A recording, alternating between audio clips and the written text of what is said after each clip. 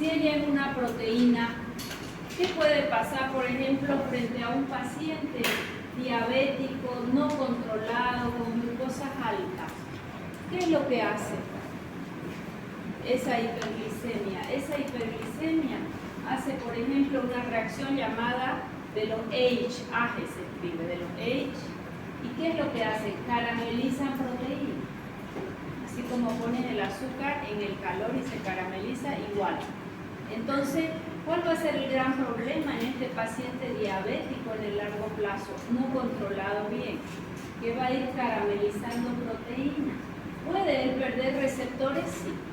Entonces, los receptores son de naturaleza proteica. ¿Quién es la primera estructura que va a ser afectada, por ejemplo, en una hiperglicemia? Cuando ustedes van a escuchar, es el producto de la aplicación avanzada de la glucosa, los receptores. ¿Ya?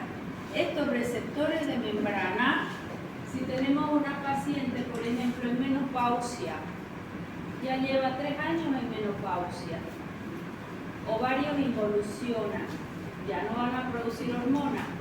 Si la suprarrenal va a producir poca cantidad, ¿qué va a pasar ahí? Si 2, 3, 4 años no han habido hormona, su cantidad muy baja, ¿qué va a pasar con estos receptores? Ellos se imaginan y desaparecen. ¿Y qué va a pasar si después de 3 a 4 años, como está de moda ahora la reposición hormonal, le da hormona a esa paciente? ¿Va a actuar en el receptor? No va a tener actividad clínica.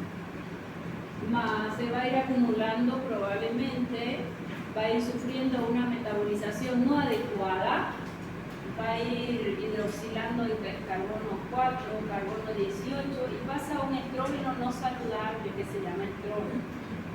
¿Se entendió? Entonces fíjense la importancia de los receptores. Si yo tengo un paciente con un broncoespasmo, con una crisis de asma y usamos aerosol, estoy actuando directamente en el órgano. Si ese paciente utiliza mucho esa vía, ¿qué va a pasar? Estos receptores se vuelven receptores silenciosos. ¿Qué es un receptor silencioso? Es aquel que fue ocupado muchas veces, se agotó y se imaginó y desaparece. ¿Ok? O sea que dentro de receptores, ¿qué tienen que saber bien? Naturaleza proteica. ¿Dónde se ubican? Puede ser en la membrana, en el citoplasma o en el núcleo. Ok, eso ya lo habíamos dicho. Más que va a ser importante, que se pueden volver silenciosos. ¿Cuándo se vuelven silenciosos? O de mucho utilizarse o de no utilizarse. Les digo ejemplo, utilizo mucho en el agua, ese pacientito que está permanentemente usando el aerosol. A veces los médicos no son claros. El otro día un pacientito 6 años que recibe aerosoles desde hace 2 años. Mañana, tarde y noche, 3 veces al día. Si él es broncodilatador, el salbutamol, ¿lo debo administrar 3 veces al día? No, solo en la crisis. Si no tiene crisis, no lo administro. Hay uno que es de sensibilidad larga profiláctica, ya vamos a hablar de él. Pero si mucho lo usan innecesariamente, ¿de qué vamos a hablar? Receptores silenciosos. Y ahí, en este caso, cuando realmente lo necesita y no responde, agregamos un glucocorticoide que los receptores silenciosos es lo supersensible. Vamos a hablar de eso, ¿ya? Pero aquí lo que yo quiero es este concepto de receptores.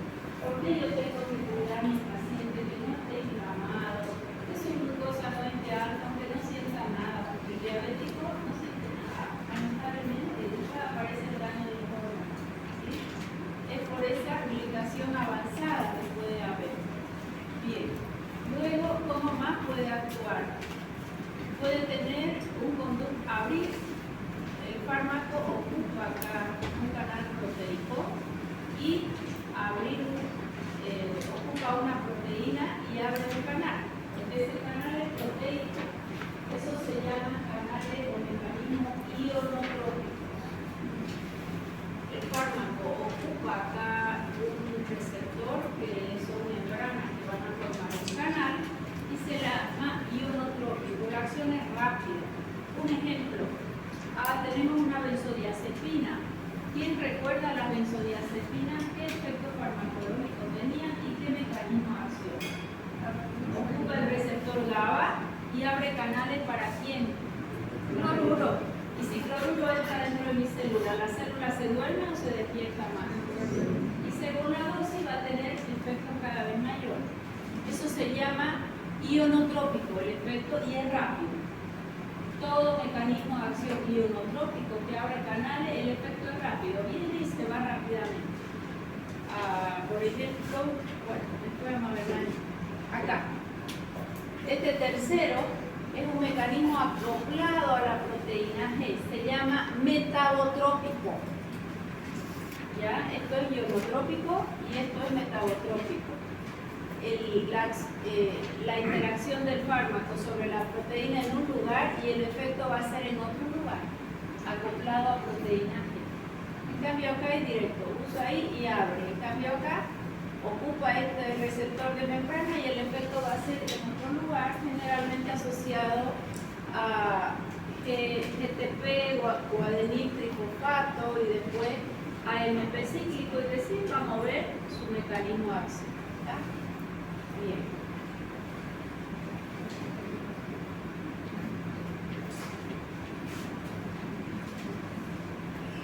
Ya no me hace caso.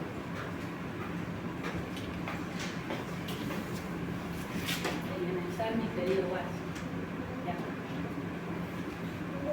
¿Por qué llegan tan tarde? ¿Qué les dije yo? La clase a las 7 y yo estoy llegando a 7:15.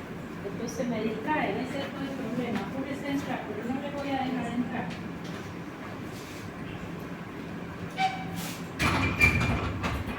Si ustedes llegan a las 7, yo puedo llegar a las 7. Yo creo que van a llegar a las 7 la clase. 7:00, 7:05, se cierra la puerta y nos quedamos por ahí. Esto es interesante. Este es un mecanismo de acción ionotrópico o metabotrópico. Ya, acá va a venir el fármaco y actúa sobre un receptor, una proteína. Esa proteína nos va a activar a otra proteína que la va a mover el coadeniltrifosfato. Este tiene mucho más baja energía que un ATP, pero también es un donador de energía. ¿Y eso qué va a hacer? A través de adenilato ciclasa, ATP pasa a AMP cíclico. Adenosin monofosfato, este trifosfato va perdiendo fósforo, va liberando energía y voy a tener el AMP cíclico. El AMP cíclico generalmente cuando aumenta disminuye el ingreso de calcio, que va a ser un mecanismo de acción que va a terminar disminuyendo la respuesta al calcio o otro mecanismo. Pero aquí empezó el fármaco, su mecanismo de acción, y termina por acá. O sea que esta es un intermediario. El efecto se llama metabotrópico, siempre es mucho más duradero que un ionotrópico. El ionotrópico ocupa la proteína, abre el canal y es violenta su acción. En cambio, el metabotrópico es mucho más lento. Acción y efecto, ya lo hemos. Esto me faltó. Normalmente estamos acostumbrados a dar un fármaco y que ese fármaco llegue a sangre. Cuando el fármaco llega a sangre, se llama acción sistémica. Sistémica porque es circulación sistémica. Eso es lo usual. Yo voy a tomar en vía oral un diclofenaco. Diclofenaco va a venir, va a inhibir a qué enzima inhibe a la ciclooxigenasa. Y después que inhibe a la ciclooxigenasa, ¿qué hace? La acción puede ser sistémica, porque llega a circulación sistémica, o puede ser tópica o local. ¿Qué es una acción sistémica que llegó a sangre? ¿Qué es tópica o local? Cuando voy a aplicar en piel y mucosa y no llega a circulación sistémica. ¿Qué característica debe tener un fármaco para yo ponerlo en piel y alcance circulación sistémica? Muy liposoluble. ¿Ok? Habíamos visto, no sé si con ustedes, unos parches de estrógeno, parches de glicerina o parches de los derivados de morfina, de fentanilo para pacientes con dolor tipo un cáncer avanzado, ¿ya? Eso es muy liposoluble, si no, no se absorbe. Y si yo sobre la piel coloco un principio activo no liposoluble, su acción es tópica o local. ¿Okay? Tópica o local. Ah, tiene un honguito, no quiero que llegue a sangre, quiero que haga efecto en la piel y que quede ahí en contacto. Ahí me van a investigar formas farmacéuticas de piel, diferencia que hay entre una crema, una pomada, una pasta, un ungüento y un emplasto. 5 formas farmacéuticas, ¿está bien? Crema, pomada, pasta, ungüento y emplasto. Sus diferencias. Bien, entonces yo puedo tragar algo, deglutir un fármaco y tener acción tópica o local, ¿sí o no? Voy a tomar una suspensión y puede tener acción tópica o local si la voy a deglutir, la voy a tragar. Sí. Si el principio activo es insoluble, sí. Por ejemplo, un antiácido, un hidróxido de aluminio, hidróxido de magnesio. Yo lo tomo, neutraliza la acidez gástrica, siento ligera mejoría, no cura nada. Y dice el libro que ese aluminio que hay ahí, en el hidróxido, no se absorbe, dice que es insoluble. Eso dice el libro. Entonces, si estás embarazada con acidez, como no se absorbe, te lo van a medicar. Pero, ¿qué ocurre? El intestino de nuestros pacientes generalmente es hiperpermeable, más de la embarazada, que al final del embarazo debe hacer una disbiosis natural para multiplicar su flora, de modo que el bebé al nacer, al momento del parto, él tenga mayor cantidad de flora vaginal y pueda mejorar su inmunidad a lo largo de su vida. Eso es lo fisiológico, eso es lo natural. Hoy en día los niños nacen de cesárea, es otro cuento, ¿ok? Pero ese aluminio que le dan a la embarazada, porque el libro dice que no se absorbe, frente a un intestino hiperpermeable sí se absorbe. ¿Por qué hay un intestino hiperpermeable? Por tipo de alimento, por estrés, por uso de medicamentos, por malos hábitos de comida. O sea que es casi un denominador común. Busquen intestino hiperpermeable, relaciónenlo con autismo, relaciónenlo con dolores de cabeza a repetición, busquen intestino hiperpermeable y rinitis alérgica, intestino hiperpermeable, infecciones urinarias a repetición, intestino hiperpermeable, alergia sin saber a qué. ¿Qué dice el paciente? Desesperado, llega al consultorio, me tomé todos los antialérgicos, doctora, no me pasa, yo creo que hasta el agua le tengo alergia, porque uno intenta decir, no, ay, comí piña hoy. Ya no pueden entrar, mamita, la clase era a las 7, son las 7:40, ¿ya? Entonces, ¿qué va a pasar ahí? Esa alergia, ¿por qué se da? A ver, pensemos con la cabeza.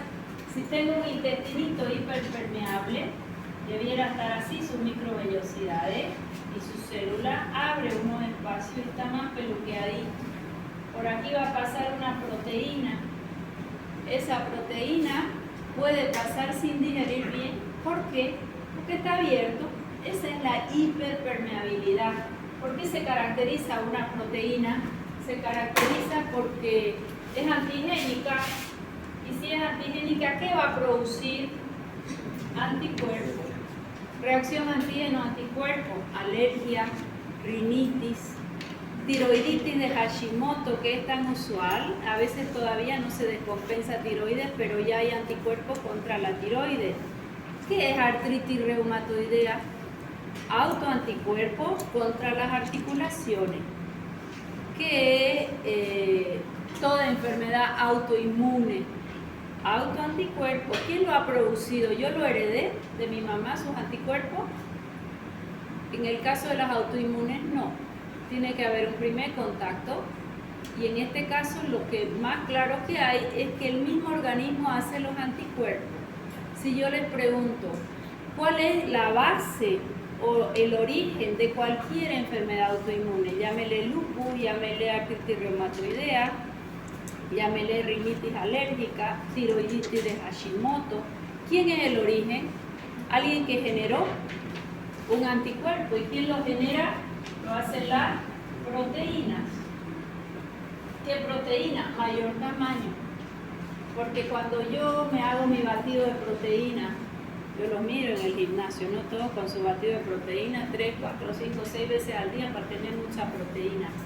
¿Esa proteína entra a mi cuerpo como proteína? Tiene que ser degradada. ¿Qué es una proteína? Es una cadena de aminoácidos. Estos son aminoácidos. Ah, colágeno, doctora, yo tomo colágeno para mi piel. Okay. Colágeno es una proteína grande, no se absorbe. ¿Qué es lo que tendrías que dar? Si hay todavía una inflamación intestinal, aminoácidos. Toda proteína se corta en aminoácidos, se absorbe como aminoácido y nuestros ribosomas van a determinar de acuerdo a qué ejercitación yo haga o qué necesita mi cuerpo para ver qué proteína va a formar. Queda clarísimo. Si va a ser masa muscular, pues yo tendré que trabajar mi masa muscular. Si tiene materia prima, va a formar músculo. Bien. Entonces la acción puede ser local, en piel y mucosa. La mucosa gástrica es una mucosa. ¿Puedo dar un fármaco que no se absorba? Teóricamente sí. Más yo que tendré que saber la hiperpermeabilidad. A la embarazada a mí eso me asusta. No le dan omeprazol para su acidez o su gastritis ni ranitidina.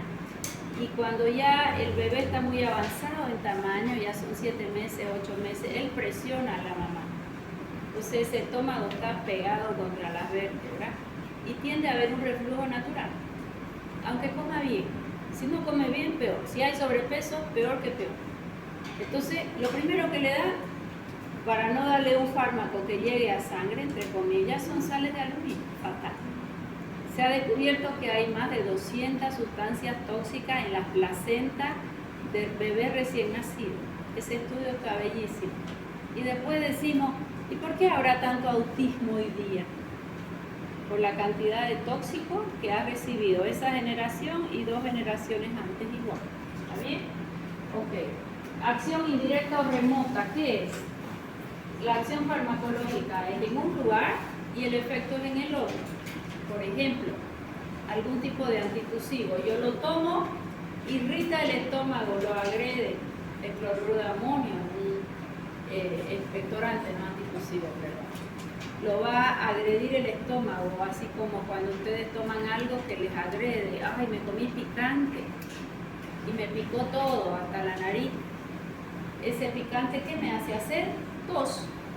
¿Por qué? Porque el neumogástrico va a recibir la inervación del estómago y del pulmón. Yo agredo estómago y el pulmón empieza con tos. Eso es una acción indirecta o remota. Muy poquitos fármacos tienen esta acción indirecta o remota.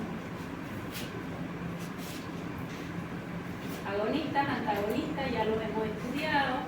Siempre quiero que imagínense las cosas. Doble membrana lipídica, el receptor viene ahí el fármaco. Esto es una sustancia natural, puede ser una adrenalina, dopamina, serotonina. Y el fármaco tiene que encajar perfectamente, más no igual a él, pero tiene que encajar. Si encaja perfectamente y hace lo mismo que él, se llama agonista. Listo. Y si son varios fármacos, ¿quién va a ganar siempre? El que está en mayor concentración. Bien, acá el antagonista, fíjense, también va a encajar ahí perfectamente. Pero cuando él está puesto ahí, no le dejamos actuar al neurotransmisor. Por eso voy a tener el efecto opuesto al que ha hecho el neurotransmisor. Bien, ¿qué es dosis? Cantidad de fármaco a administrar. Cuando hablamos de dosis, tenemos varios conceptos de dosis y ahora lo vamos a mirar. Yo les enseñé 2. ¿Cuál es la dosis mínima? ¿Qué es franja terapéutica?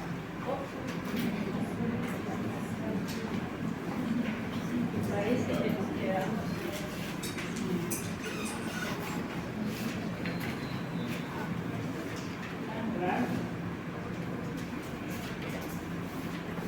¿Qué era franja terapéutica o ventana terapéutica?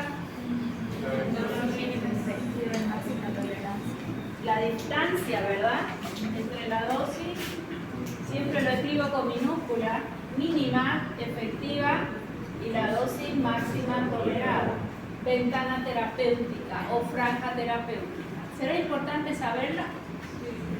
Debajo de esta no hay efecto terapéutico. Arriba de esta la toxicidad es elevada. ¿Dónde me tengo que mover? En todo esto. Bien, entonces ahí ya tiene la definición de dosis mínima efectiva y dosis máxima tolerada. Punto. Pues una dosis subóptima, la que está debajo de la mínima efectiva. Una dosis tóxica, la que está arriba de la máxima tolerada. La dosis terapéutica es toda esta de aquí donde yo me voy a mover y voy a tener efecto. Y la dosis mortal es la que va a producir la muerte del paciente. A dosis usual, ¿puedo yo producir una dosis tóxica? ¿Un efecto tóxico? ¿Un efecto mortal inclusive? Sí. ¿En qué paciente o en qué fármaco? En un fármaco de franja terapéutica estrecha. ¿Qué es franja terapéutica estrecha?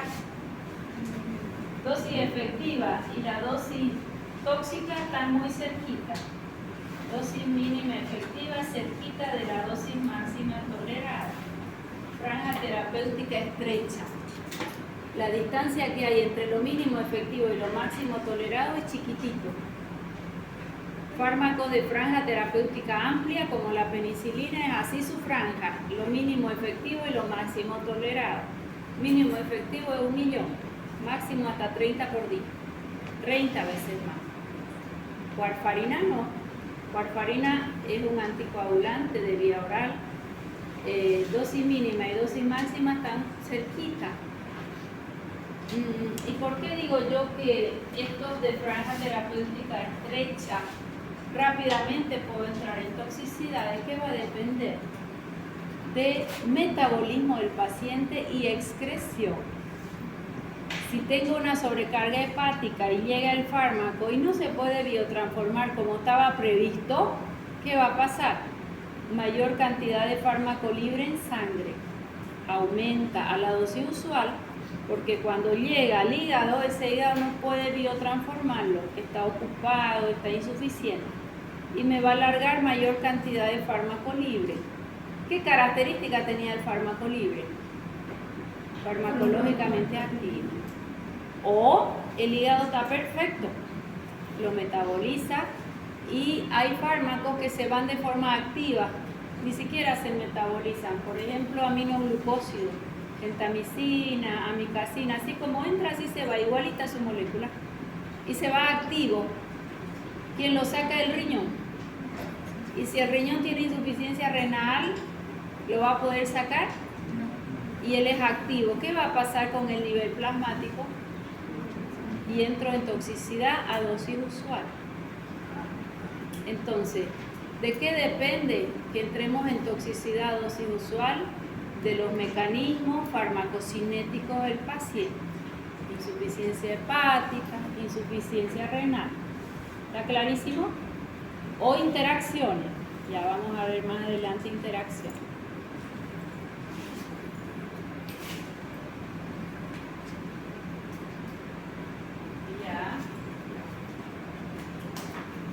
¿Qué es una vida media de un fármaco? Es el tiempo en el cual tenemos el 50% del fármaco. Es el concepto de vida media.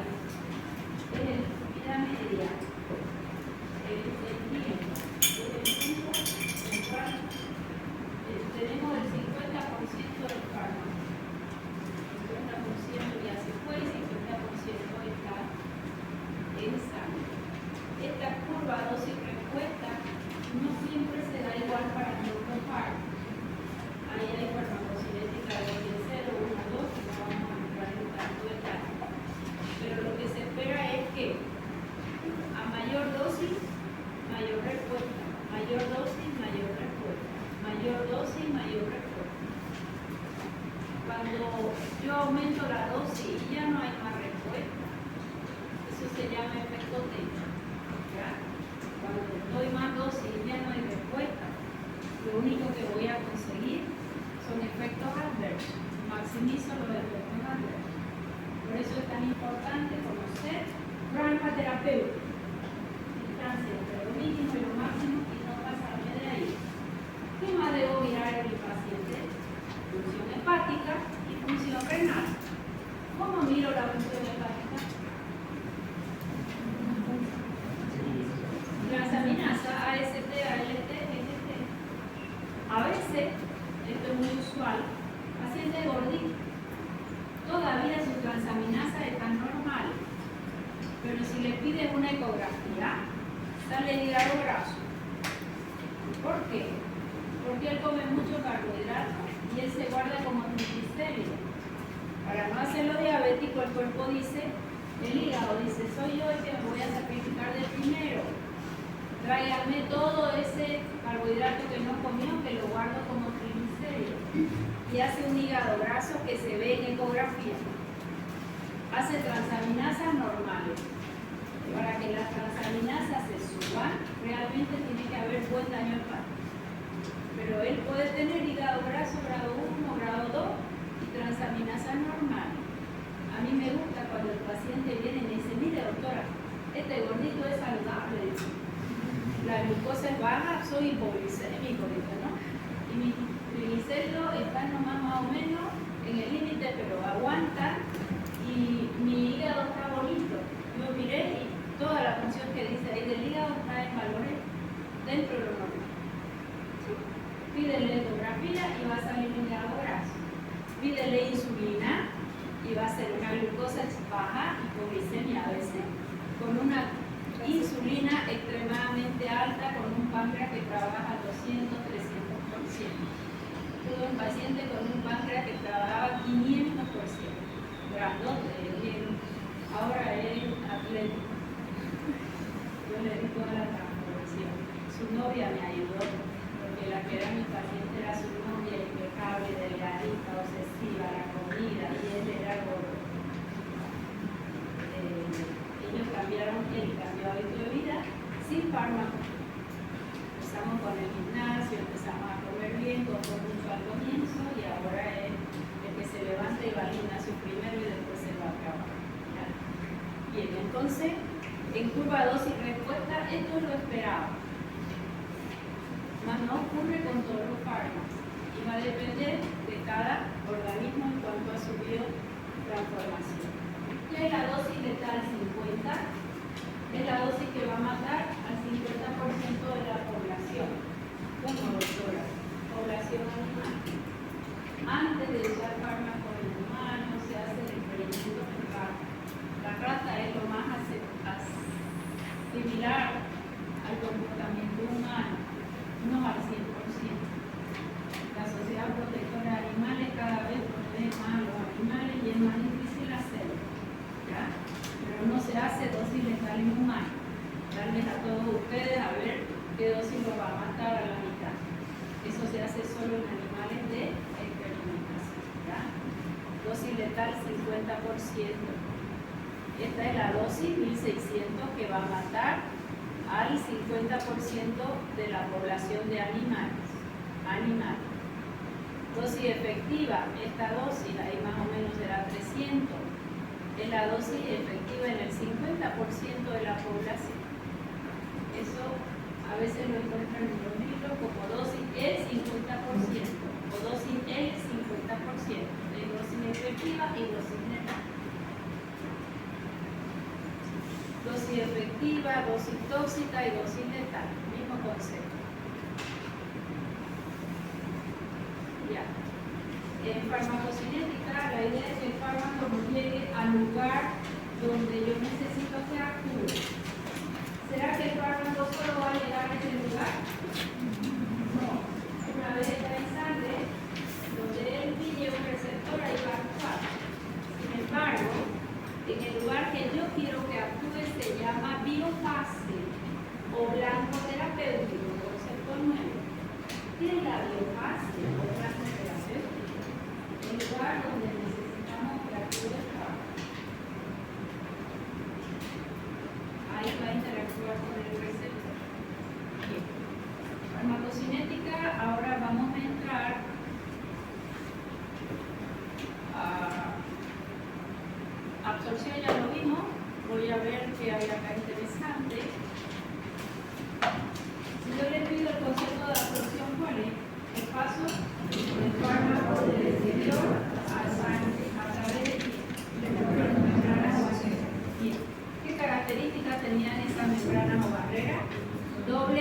membrana lipídica. Y a partir de esa doble membrana lipídica, esta imagen se la guardan en su cabeza, bien guardada. Doble membrana lipídica, y ahí tengo proteínas que van a tener su carga eléctrica y que me van a hacer poros a lo largo de la membrana. Por ahí va a pasar el agua, por ejemplo. Ya lo vimos, difusión simple a favor del gradiente de concentración, sin gasto de energía, lo liposoluble con su característica. Este va a tener transportadores selectivos y saturados. Infiltración a través de poros con cargas eléctricas. Transporte, dice ahí, por ejemplo, no quiere decir. Transporte, como Dios mío. Ya. Acá esta gráfica es también bonita, voy a buscarla, es también bonita. Esta es de Guzmán y Gilman. Denle una pasadita a Guzmán y Gilman. Siempre que hacen residencia, las preguntas salen a letra muerta de Guzmán y Gilman. A letra muerta. O sea que sale una leída a Guzmán y Gilman, es excelente. Acostúmbrense a leer el capítulo entero del libro. El transporte pasivo sin gasto de energía, el fármaco va a pasar sin pedir permiso. Facilitada, un transportador lo trae y lo devuelve para acá. O filtración, pero es por proteínas en membrana. Y luego el transporte activo tiene diferentes formas. Si es activo, va a gastar energía. Yo tengo una bomba sodio, potasio, ATPasa. Ese sería un mecanismo, no el único. ¿Okay? Tenemos varias ATPasa en el organismo, no solo la sodio o potasio. Aquí está un poquito mejor. Acá piense que pasa sin pedir permiso, aquí pasa por transportadores, transporte activo, difusión simple, ya hemos visto su característica, voy avanzando. Esto ya lo vimos en detalle. ¿Quién se absorbe mejor en mi intestino que es alcalino? Es más alcalino. Un fármaco. ¿Ácido débil o base débil? Base débil. Base débil. ¿Por qué? Porque el equilibrio va hacia la fracción izquierda no ionizada. Pero no ionizada, ¿por qué se caracteriza? Liposoluble. ¿Va a pasar por difusión? Sí. Bien. A favor de una gradiente. Eso ya lo sabemos. Ese está bonito también. Fíjense este transportador, aquí se va a meter este fármaco y lo va a entregar por acá, o con esta otra forma, es exactamente lo mismo. Esa difusión facilitada, bellísima. La difusión facilitada es, ¿cuáles son sus dos características? Selectivo y saturado. Una vez se satura, ¿qué va a pasar? Ya no absorbe más cantidad. ¿Qué ejemplo les di fácilmente? La glucosa. No es liposoluble, necesita transportador.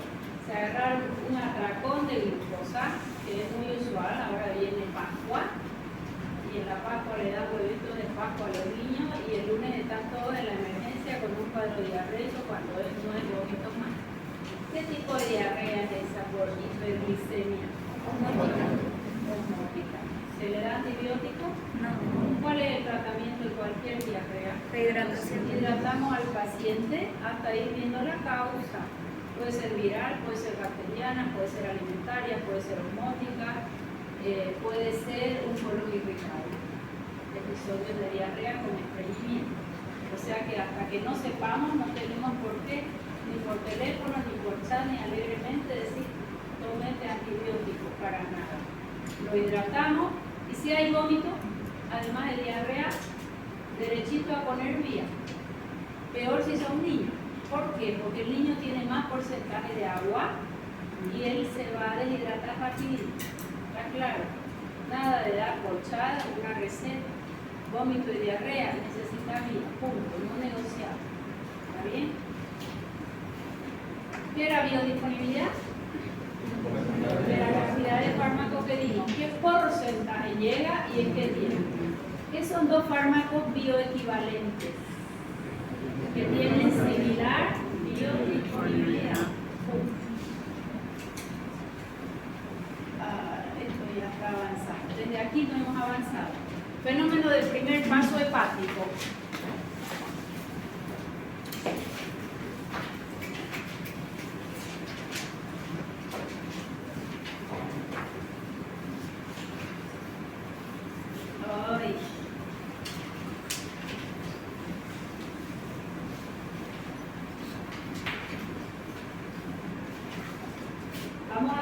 fármaco en vía oral. Bien, se va a absorber solo lo que sea no liposoluble. ¿Será que un fármaco se absorbe al 100% en vía oral? ¿Por qué? Porque son ácidos y bases débiles. Ácidos y bases débiles y nunca su equilibrio es 100%. Pero si ustedes buscan el libro, hay un fármaco llamado levofloxacina, hermanita de la cipro, que se absorbe, dicen, al 100%. Probablemente porque es muy liposoluble, probablemente. Pero es muy inusual. ¿Por qué? Porque yo tengo acá el esófago de mi paciente, el estómago de mi paciente y acá tengo el intestino. Este paciente se tomó esta cápsula y en su interior está el principio activo. El ácido clorhídrico lo rompe porque esta cápsula es una cubierta de gelatina y la gelatina con el ácido se quebra. Ah, pero yo no quiero que se quebre. ¿Qué se le hace? ¿Quién le dio algo a esa cápsula para que no la quiebre el ácido del estómago? Cubierta entérica. Ya vamos a ver en forma farmacéutica. Tiene un revestimiento que con el ácido no se disuelve. Y llega al intestino y en pH alcalino sí se rompe y libera el principio activo. Acá este se ha liberado ya en el estómago, se rompe y llegó el fármaco al intestino. Ese fármaco o todo lo que hay en el intestino, principal órgano de absorción por superficie, por microvellosidades, por ser largo, por vascularización, vía vena corta trae todo a dónde. Vía vena corta trae todo al hígado, sistema corto. ¿Será que todo va a ser absorbido? Hay una fracción que se va por intestino. ¿Qué hay aquí? Si no se absorbe, se va a ir por las heces. Si yo di aspirina 100 miligramos, aspirina de 100, por las heces se fue 10 miligramos. ¿Cuánto va a absorberse? 90%. Esto va a pasar a un 90 para el hígado. ¿Ok? El hígado cuando recibe el fármaco lo va a mirar y le va a decir buen día, bienvenido. ¿Qué le hace el hígado? Aquí está la fracción liposoluble. El hígado se encarga de lo liposoluble, volverlo hidro para que el riñón lo lleve por la orina y salga de mi cuerpo. Si lo vuelve hidro, ¿va a tener acción farmacológica? Entonces lo rellena, lo reviste, ya vamos a estudiar biotransformación, y de este 90% que se absorbió, biotransformó 90 miligramos, es igual el porcentaje. Acá biotransformó un 40 miligramos. ¿Cuánto pasa a sangre? Acá era 90 menos 40, 50 miligramos. ¿Cuánto es la biodisponibilidad de esta aspirina? 50%, porque justo 100 daba un 100%, ¿verdad? Acá hay dos fenómenos. Cuando el intestino se lleva el fármaco sin absorberse, se va a llamar fenómeno de primer paso intestinal. Fenómeno de primer paso intestinal, no lo dice Flor, lo dice otro autor más bonito. Tampoco lo dice, Goodman algo conmigo. Fenómeno de primer paso intestinal. Y el hígado va a biotransformar el fármaco antes de que llegue a la circulación. ¿Cómo se llamará ese fenómeno si es la primera vez que pasa por el hígado? Fenómeno de primer paso intestinal. ¿O cómo es? De nuevo, ¿cuántos fenómenos de primer paso hay? El intestinal y el hepático. Fenómenos de primer paso, intestinal o hepático, ¿aumentan la biodisponibilidad o la disminuyen? Disminuyen la biodisponibilidad. Muy bien. Eso es fenómeno de primer paso hepático o intestinal. Si yo coloco debajo de la lengua el fármaco, ¿hay fenómeno de primer paso o no? Primero les pregunto, si coloco debajo de la lengua absorbe? ¿El liposoluble o el no liposoluble? Muy liposoluble. ¿Y la liposolubilidad de qué depende? pH del fármaco y pH del medio. ¿Será que el pH de mi saliva es el mismo a lo largo de todo el día? Yo, una persona, no comparado con usted. Me levanto de un pH, me cepillo los dientes, otro pH. Como alimento varía. No varía en extremo, pero tiene un rango. O sea que la absorción cuando yo administro sublingual es la misma biodisponibilidad en el mismo paciente a lo largo del día. ¿De qué va a depender? La variabilidad va a ser pH. Entonces es una vía de administración de biodisponibilidad variable. Es una vía de administración solo para fármacos muy liposolubles. ¿Y el lugar es grande o pequeño debajo de la lengua? Pequeño. Ya. Es pequeño, puede agredir, puede irritar, sí. ¿Y cómo será su biodisponibilidad? No, su rapidez de acción. ¿Por qué dice rápida? Porque no pasa por el sistema porta. Ok, porque una vía sublingual, aquí vamos a poner una boca muy mal dibujada, Dios mío, no tengo idea de dibujar. Sublingual. No confluye al sistema porta. ¿A dónde confluye? Circulación sistémica a la cava superior. Va a confluir a la cava superior, ya está en sangre. Entonces es una vía de emergencia. ¿Por qué? Porque no va a ir al sistema porta, que lo biotransforme y que lo lance. No necesita un paso por la membrana intestinal ni por el hígado. ¿Ok? ¿Es una ventaja o desventaja? Es una ventaja de la vía sublingual. ¿Qué ventajas tiene? Acción rápida. ¿Por qué? Porque no confluye al sistema porta. Desventaja, es pequeña, depende del pH de la saliva, es solo para fármacos muy liposolubles. ¿Ya?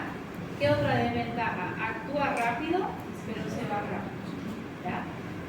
¿Quedó mejor? Entonces, ¿qué es el fenómeno del primer paso hepático? La biotransformación del fármaco antes de alcanzar circulación sistémica, bajando su biodisponibilidad. ¿Queda clarísimo? Sin embargo, ¿cuántos fenómenos de primer paso hay? Intestinal y hepático. Cebollita.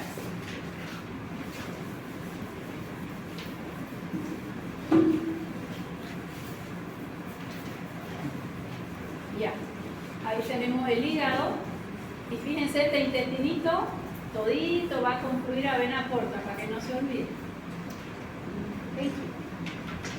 Y aquí voy a aprovechar toda la circulación, va a desembocar en el sistema porta. Ok,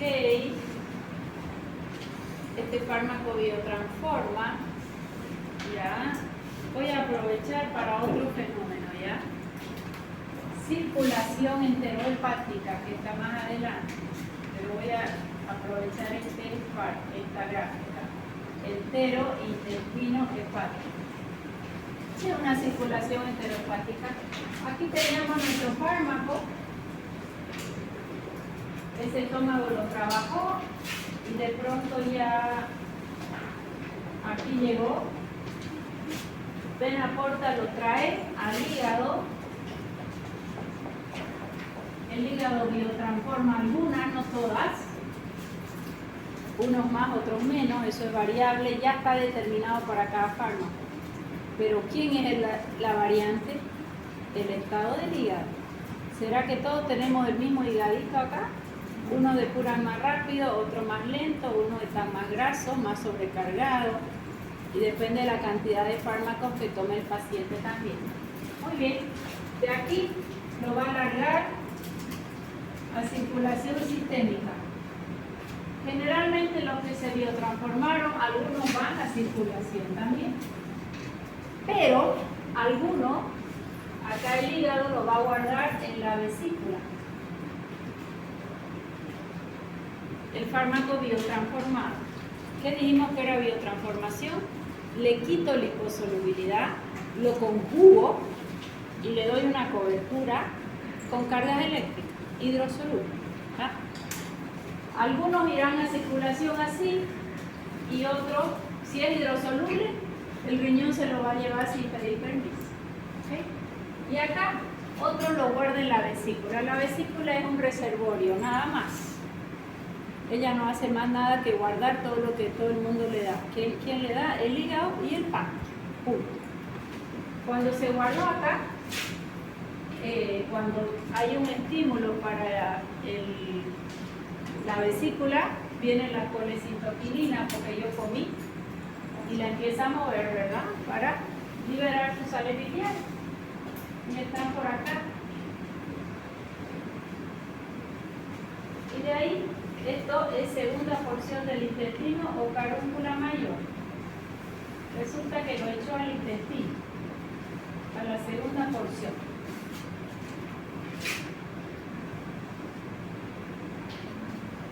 Es hidrosoluble. ¿Se absorbe o no se absorbe? De nuevo. Pero ¿qué puede ocurrir acá? Tenemos nosotros un microbioma que es una cantidad inmensa de bacterias, donde unas de ellas se encargan de hacer una desconjugación. O, por ejemplo, acá se combina con ácido glucurónico, que es uno de los, el 50%.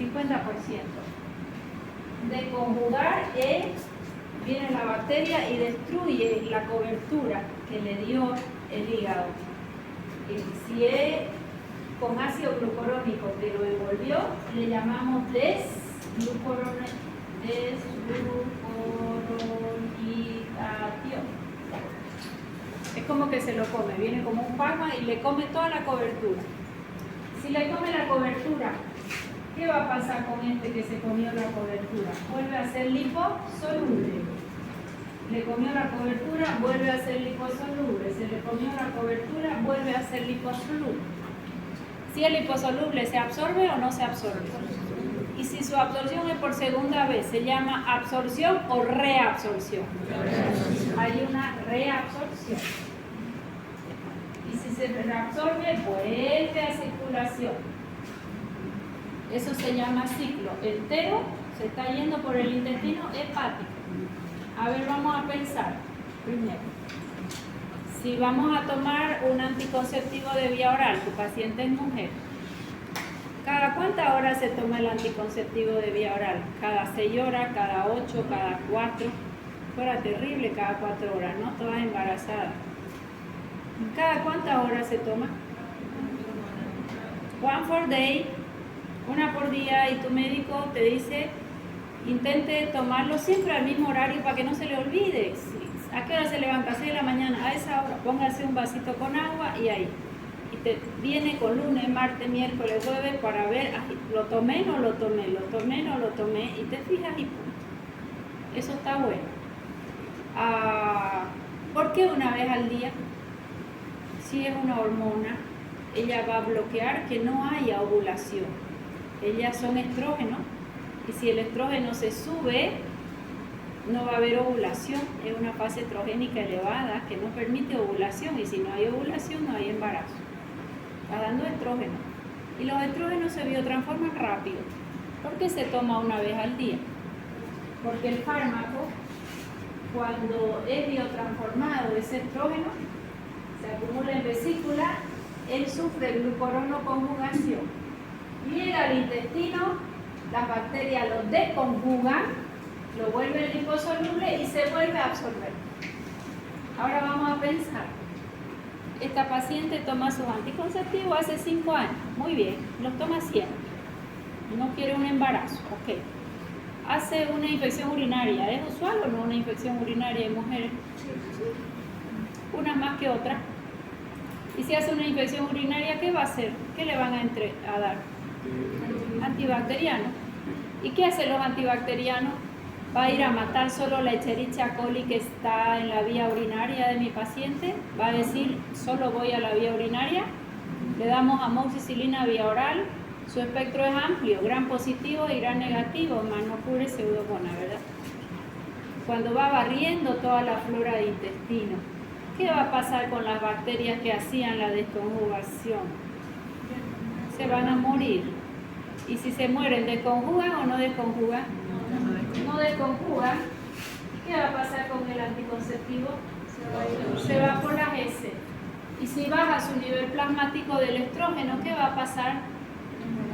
Probable ovulación. Y si hay ovulación, ¿qué va a haber? Si hay una relación, ¿no? Si no, acá le agarré. ¿Se entendió? No me imaginé cualquier cosa. ¿Se entendió? Sí. Bien, entonces, ¿de qué depende que el fármaco sea reabsorbido en un ciclo enterohepático? De la microbiota. De la microbiota, ¿ya? De la microbiota. Entonces, hay fármacos que pueden aumentar o disminuir el ciclo enterohepático, sí. Más disminuirlo que aumentar. Ciclo enterohepático, ¿qué es? El fármaco se está eliminando por vía intestinal. Esto se llama vía bilio-intestinal. De la bilis al intestino. Se está eliminando. Nuevamente recupera su liposolubilidad. Recupera la liposolubilidad y vuelve a reabsorberse. Eso hace que su semivida sea más alta o más baja. Mayor semivida. Mayor semivida. Después, cuando veamos insuficiencia cardíaca, no, ya, no voy a acabar, regálame eso. Gracias. Entonces, ciclo enterohepático, ya saben lo que es, fenómeno de primer paso intestinal, fenómeno de primer paso hepático. Prohibido dormirse, se pueden parar, caminan atrás un rato y se despiertan. Voy y el de atrás está durmiendo. Va. La noche se ha hecho para dormir, muchachos. Thank you. Vamos, que hay que avanzar. Quiero acabar farmacocinética esta semana. Nada. En vías de administración, silencio. Vías de administración. La vamos a clasificar en dos grandes grupos primero.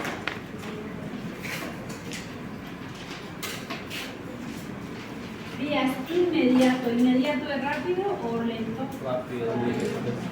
Inmediato o directo.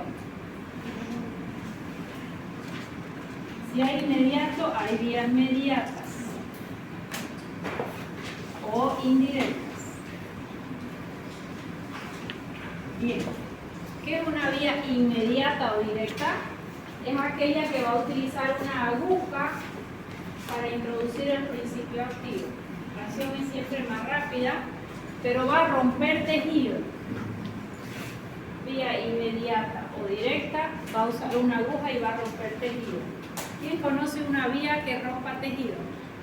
Intraarterial, intraósea, intravenosa, subcutánea, intradérmica, intraperitoneal, intracardíaca, intraósea, ya la dijimos, intraarticular.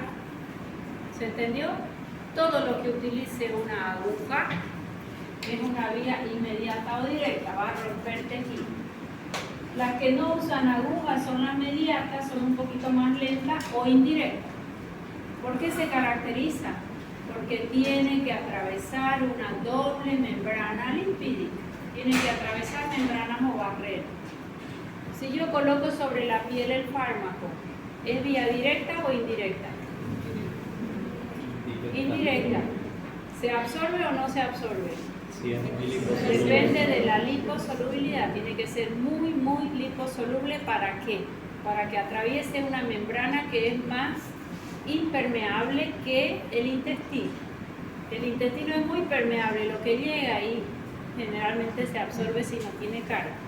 En cambio en la piel esta es un poquito más impermeable, si no yo entraría a una piscina o a un lugar que tiene en lugar de agua un baño de coco o de aceite de coco, por ejemplo, y yo tendría que absorber todo, ¿verdad? Tiene que ser muy, muy liposoluble. La vía oral, sus características ya las hemos estudiado con sus diferentes formas de administrar. La vía sublingual ya la hemos mencionado. rápida, no confluye al sistema porta, en 2 a 3 minutos ya tengo fármaco en sangre. Desventaja, puede irritar, es para muy poco fármaco, dura muy poco, baja superficie de contacto y depende del pH de la salida. Características son esas. Y la vía rectal, ¿por qué se me caracteriza? ¿Quién recuerda qué era el supositorio? Forma farmacéutica. El estado sólido si está en la heladera, ¿verdad? Vía de administración rectal. Y se caracteriza por... Así me van a definir toda la forma farmacéutica. Si digo supositorio, es una forma farmacéutica, su estado, vía de administración, y se caracteriza por... Tiene un excipiente que se funde a la temperatura del cuerpo. Perfecto, excipiente que funde a la temperatura corporal. Un aceite de coco, de cacao, glicerina. Ya. Pregunta. Ese principio activo que está dentro del supositorio. Este es el supositorio en forma de bala para su fácil administración. Aquí está el principio activo que después como funde esto se va a liberar. A nivel rectal. Pregunta del millón. ¿Ese principio activo se absorbe o no se absorbe? Levante la mano los que dicen que se absorbe. Depende de su liposolubilidad. Ya, levante la mano los que dicen que no se absorbe. Ambas. Los dos tienen razón. ¿Por qué? ¿Tu nombre? Camil. ¿El apellido? Domínguez Versátil. Domínguez. Bien, Domínguez. Domínguez, ¿por qué los dos tienen razón? Porque depende de la liposolubilidad y de lo que necesita el paciente. De la liposolubilidad, no de lo que necesita. Lo que necesita el médico lo va a determinar, no su cuerpo. ¿Por qué? Si yo está con fiebre mi paciente y está vomitando, ¿le voy a dar por vía oral? No. Le doy por vía rectal si la vía oral está inhabilitada. Le pongo un supositorio de dipirona y empieza a transpirar y baja la temperatura. ¿Se absorbió o no se absorbió? Ok. Tenemos el otro paciente con un hemorroide y está sangrando. Necesito detener el sangrado y necesito una acción antiséptica para que no se infecte también y secante. Voy a poner un supositorio hemorroidal, antihemorroidal. Tiene óxido de zinc, tiene algún antiséptico, tiene un secante, hasta un vasoconstrictor. Necesito que llegue a sangre ese efecto vasoconstrictor para que le suba la presión. Necesito secarle la sangre. El lugar de acción nada más. ¿Qué característica tiene? Tópico local. Voy a poner en el lugar, nada se va a absorber, todo va a ir solo al lugar. Se me funde el supositorio y ahí va a quedar el principio activo y va a veces detener la hemorragia, hace una cicatrización, hace un efecto antiséptico.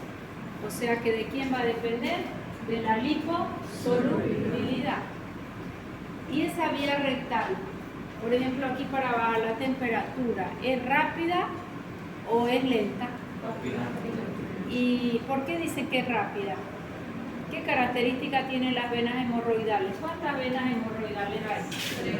Este es un recto, ya, mal dibujado, perdón. Hemorroidal superior, media e inferior. ¿Quiénes confluyen al sistema porta? La superior y una parte de la media. Depende entre un paciente y otro. O sea que más o menos entre un 40 a 60%, por no decir 50, que es la mitad, más o menos 10, pasa al sistema porta. ¿Va a actuar rápido o lento? ¿Por qué? Fenómeno de primer paso hepático y recién alcanza circulación. ¿Estamos de acuerdo?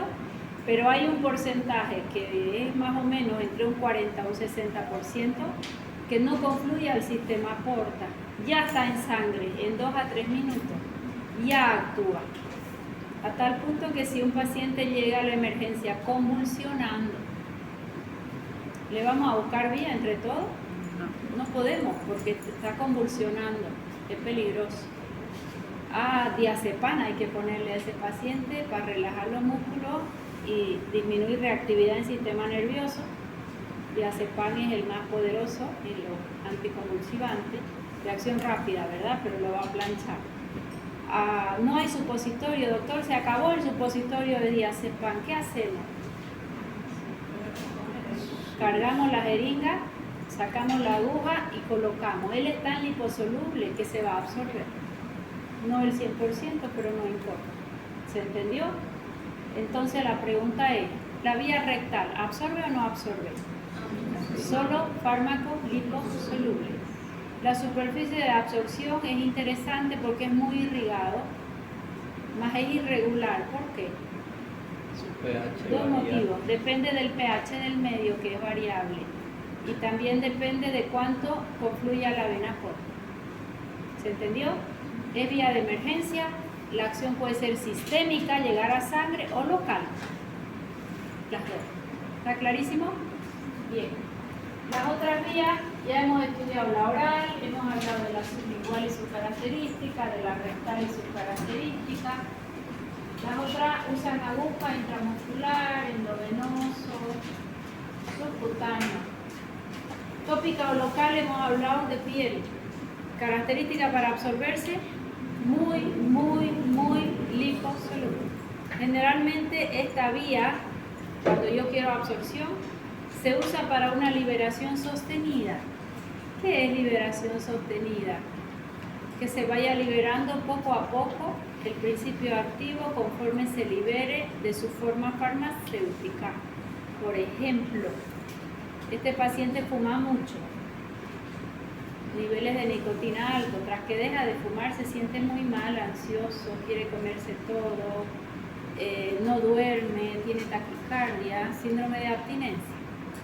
Le ponen un parchecito de nicotina y la va liberando la nicotina hasta 3 días. Al tercer día otro parche. Hay parches de un día, hay parches de una semana, hay parches de 10 días, según quién es el excipiente. Que el excipiente lo libere o no. Hay excipientes que liberan rápido, excipientes que liberan más lento. ¿Okay?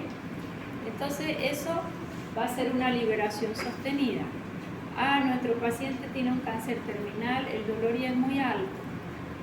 Vamos a usar derivados de morfina. Ya no lo vamos a pinchar al paciente, ni le vamos a poner una bomba de infusión que entre el fármaco. Queremos dejarlo como más libre. Se le pone parche de fentanilo. Y eso va liberando y va controlando el dolor. ¿Ok? O sea que por vía tópica o local, si es en piel, para que el fármaco llegue depende de su muy alta liposolubilidad. Si no, es acción local. Ya. La vía transdérmica, la vía inhalatoria. ¿Qué características va a tener una vía inhalatoria? Voy a usar un aerosol, o bueno, puedo hacer una nebulización, ¿no? Un aerosol, es decir, es la forma farmacéutica que tiene un gas propelente. El gas propelente es solo vehículo, es su excipiente. ¿Qué le voy a poner a ese gas propelente? El principio activo. ¿Okay? ¿Qué característica tiene esta vía de administración? La voy a usar en el órgano que yo preciso, en el órgano efector. Solo cuando tengo patología bronquial. No se me va a ocurrir dar un antibiótico en aerosol si es para una vía urinaria. Voy a usar directo en el órgano efector. Hay una inflamación a nivel bronquial, hay un broncoespasmo.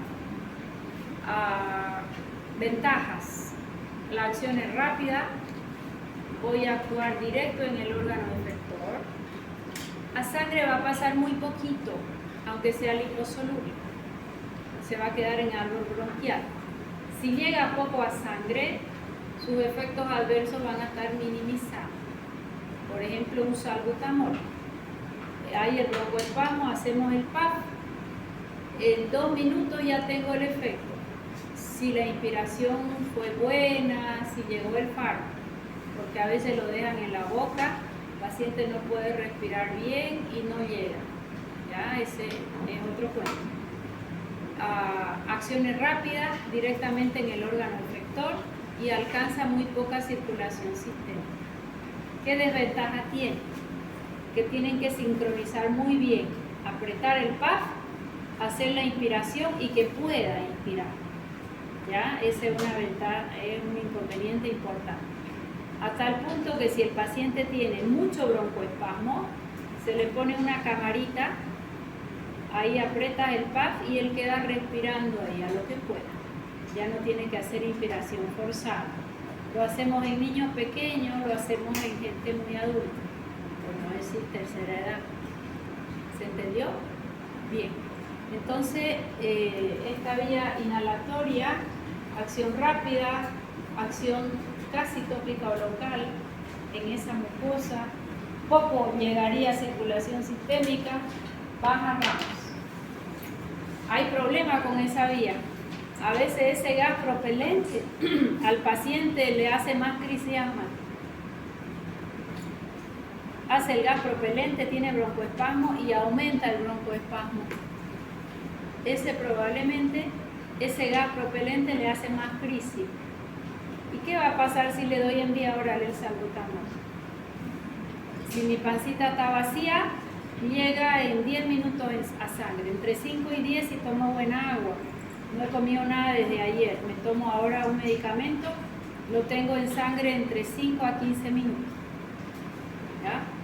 Pero si yo desayuné y el desayuno fue un revuelto de huevos con 2 panes, más un jugo de naranja, más fruta, más desayuno. Aunque todo es saludable, los huevos es saludable, el jugo de naranja es saludable y la fruta es saludable. Está llenito mi estómago. ¿Quién se cierra? Píloro. Y si se cierra el píloro, el salbutamol que acabo de tomar, ¿llega o no llega? Tiene que abrirse, va a demorar 2 horas, a veces 3, y recién va a llegar el fármaco. Y encima, cuando llegue, va a ir al bronquio, sí, pero va a ir a todos mis órganos. Me va a hacer taquicardia, hipotensión, hiperglicemia, etc. ¿Está claro? O sea que en aerosol actúo directamente en el órgano, minimizo los efectos adversos, pero va a depender de la técnica que utilice el paciente también. ¿Por qué dije, aunque todo sea saludable, no es un buen desayuno? Primero porque nunca la fruta se debe mezclar con ningún alimento. Ellas necesitan sus propias enzimas para absorberse y va a ser mucha carga glicídica acompañado de otros alimentos. Si van a comer fruta 2 horas antes, 2 horas después, nada de la panza. O sea que comer la ensalada de fruta y después los huevos no es una buena técnica. Comen los huevos de entrada, mejor si rompen el ayuno con una proteína, el huevo está excelente y revuelto. Y después de 2 a 3 horas recién una fruta. ¿Se entendió? Vía intratecal usa aguja, vía intraarterial usa aguja, vía intraósea usa aguja. Ya. Ahí está, por si faltó alguna, esto lo tienen en Flore, lo tienen en todos lados. Aquí nos faltó oral, ya vimos, sublingual, rectal, respiratoria, dérmica, cutánea. La vía genitourinaria. Esa es muy menos usada, muy dolorosa porque se administra por uretra o en las mujeres vaginal. La vía vaginal es excelente, ¿por qué? Porque es muy irrigada, ¿ya? Es una mucosa de excelente absorción. Si el óvulo tiene el principio activo liposoluble, aquí es similar a la vía rectal. Los dos son supositorios. A los óvulos a veces se le llama supositorio vaginal, ¿ya? Pero es el mismo principio, forma farmacéutica, sólida, vía vaginal, caracterizada por un excipiente que funde a la temperatura del cuerpo. Punto.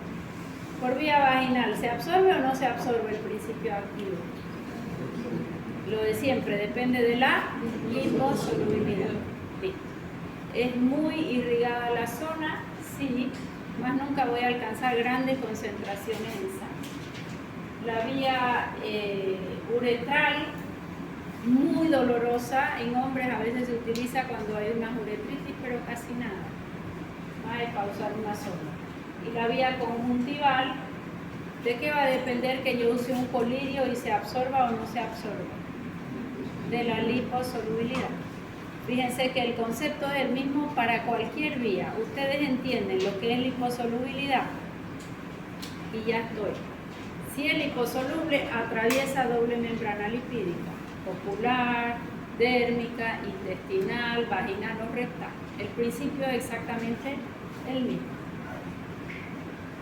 Esto es la tarea de ustedes, van a buscar en guías de administración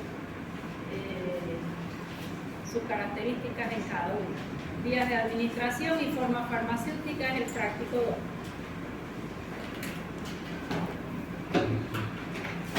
Ya hemos visto todo lo que es absorción y hemos visto todo lo que es absorción y hemos visto todo lo que se enojó, cuando necesitaba las láminas. Hemos visto todo lo que es todo lo que es absorción y ahora, después de absorción, ¿qué sigue? Liberación hay en todos los fármacos. ¿Quién está ya liberado? Un jarabe, una solución, una suspensión. Becky, Domínguez, ya se ha perdido. Pero mira, esta pobre pizarra está de terror. Bien. Me tomé el fármaco del esófago, pasó al estómago, el estómago lo liberó, el intestino lo absorbió vía vena al hígado. ¿Qué le hace el hígado? Primer paso, hepático. ¿Aumenta o baja la biodisponibilidad? ¿Okay? Ahora ya el hígado lo mandó por arteria hepática a circulación sistémica. Y ahí voy a tener el fármaco. Pregunta del millón. ¿Cómo encuentro al fármaco en sangre? Lo voy a encontrar libre. Y unido a proteínas plasmáticas. Y este fármaco unido a proteína plasmática. Esto no pinta ningún motivo. ¿Cómo es ese cable? Libre o unido a proteína plasmática. ¿Cuál es la proteína plasmática más usual? Albúmina. Bien. ¿Qué característica va a tener el fármaco libre y qué característica va a tener el que tiene una proteína prendida ahí? Si es libre, es farmacológicamente activo. Tiene la actividad. Donde él vaya, donde se le permite ingresar, va a tener su actividad farmacológica. El unido a la proteína, esta proteína, que generalmente es la albúmina, puede ser globulina, cuando está pasando por el hígado, de nuevo va a volver al hígado, todos van a volver al hígado. ¿Puede entrar al hígado si tiene una proteína grande? ¿Se le va a dejar entrar? No. Cuando llega al riñón para intentar irse, se va a filtrar, tiene una proteína así de grande, se filtra por el glomérulo, por la cápsula de Bowman, muy grande. Le voy a dejar entrar a mi célula, tiene una proteína grande a cuesta. Entonces, ¿por qué se caracteriza? En reserva, en depósito. Está en depósito o en reserva, porque nadie le deja hacer nada, solo da vueltas en mi sangre. No se biotransforma, no se elimina, no tiene actividad farmacológica. No tiene actividad farmacológica. Si no tiene actividad farmacológica, tampoco se va, tampoco se biotransforma, es un fármaco en depósito. ¿Qué relación va a haber entre este fármaco que está libre y este que está en depósito? Equilibrio dinámico. Profesora, ¿qué es equilibrio dinámico? Dejen de escribir y me atienden. Este conceptito no se les va a olvidar. Si está libre, va a ir a todos los órganos donde tenga actividad y después se va a ir. O yo me tomo un paracetamol para mi dolor de cabeza de toda mi vida. ¿Será que tomo una sola vez paracetamol para que nunca más me duela la cabeza? No, ¿verdad? Hace su mecanismo, hace su efecto y se marcha. Hagamos de cuenta que este fármaco teníamos 1% libre, hace su efecto y se va. ¿Cuánto queda libre? ¿Qué va a pasar? El que está unido a proteína le va a pasar la misma cantidad. A eso se llama equilibrio dinámico.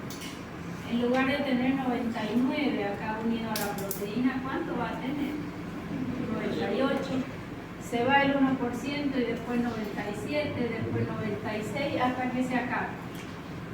Y el efecto de mi fármaco va a durar 8 horas, o 12 horas, o 24 horas. ¿Está claro?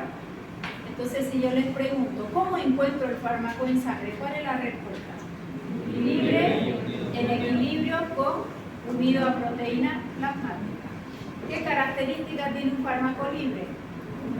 Farmacológicamente activo. Es capaz de biotransformarse, es capaz de eliminarse y se va a ir. ¿Y qué características tiene el fármaco unido a proteína?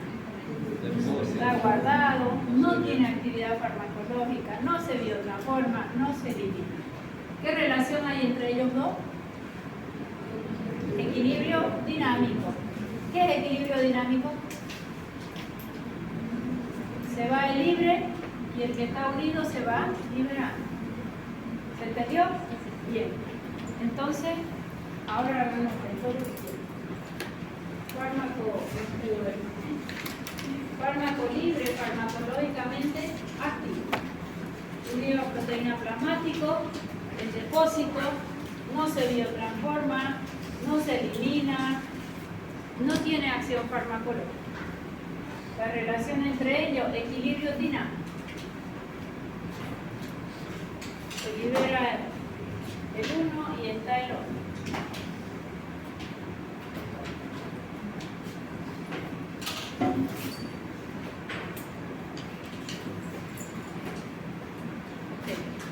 Fíjense acá, este es el endotelio del vaso, ahí es donde viene la placa de colesterol a molestar, o ahí es donde perdemos el óxido nítrico que hace vasodilatación y el paciente queda hipertenso.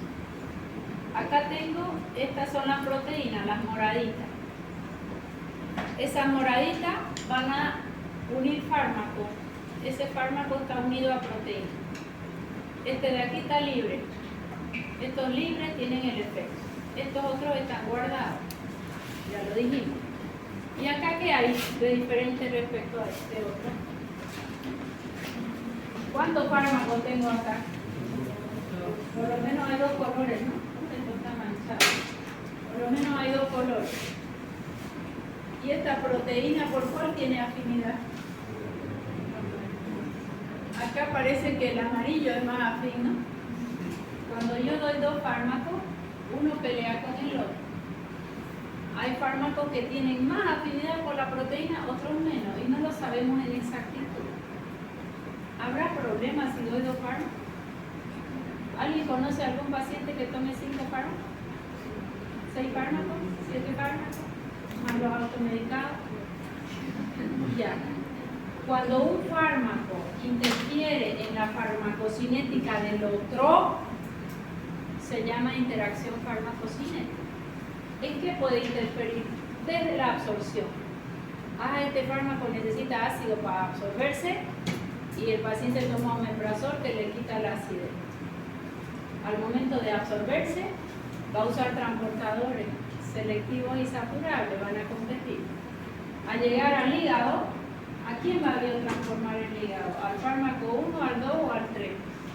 El que tenga más afinidad va a usar las enzimas y el otro capaz ya no se biotransforma. Llegan a sangre, ¿pueden competir por las proteínas o no? Sí. ¿Quién gana? El de más afinidad. ¿Y qué pasa si a este que teníamos, a nuestro verde, el amarillo tiene más afinidad? ¿Qué pasa con el verde? Tengo más fármaco libre. ¿Y el fármaco libre qué es? Farmacológicamente activo. En lugar de tener 10 moléculas voy a tener 20. ¿Qué va a pasar con el nivel plasmático? Mayor dosis en sangre. ¿En quién debo tener mucha precaución? Fármacos de franja terapéutica estrecha. Cuando lo efectivo es cercano a lo tóxico, va a entrar en toxicidad más rápido. ¿Se entendió? ¿Será fácil medicar? Estos conceptos bien estudiados. Se tiene que temblar la mano para dar más de un fármaco. ¿Se entendió? Puede haber interacciones, sí. Si yo les hago albúmina a todos ahorita, ¿todos tenemos el mismo valor? No. Si yo les hago un perfil hepático a todos ahorita, ¿tenemos todos la misma funcionalidad? Y de YAPA, ya vamos a ver hígado, hay muchas enzimas y unos tienen las enzimas más lentas que otros.